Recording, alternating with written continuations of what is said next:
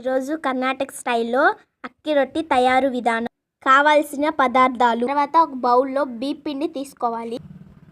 సన్నగా తరిగిన ఆనియన్స్, సన్నగా తరిగిన పచ్చిమిర్చి, జీలకర్ర, సన్నగా తరిగిన టమోటా, సన్నగా కట్ చేసి పెట్టుకున్న కరివేపాకు, టేస్ట్కి సరిపోయిన ఉప్పు. ఇవన్నీ ఈ విధంగా మిక్స్ చేసుకోవాలి. వాటర్ కొంచెం కొంచెం పోసుకుంటూ చపాతీ ముద్దలా కలుపుకోవాలి. ఇలా ముద్దలాగా కలుపుకోవాలి. ఈ విధంగా క్లాత్ని తడిపిన తర్వాత ఇలా గుంటలా చేసి రొట్టెలా చేసుకోవాలి. ఇలా స్టవ్ వెలిగించి హై ఫ్లేమ్లో పెట్టుకొని తర్వాత ప్యాన్ పెట్టి ఈ విధంగా రొట్టెలాగా చేసుకోవాలి. ఈ విధంగా క్లాత్ మీద వేసుకున్న రొట్టి తీసుకొని ప్యాన్ మీద వేయాలి.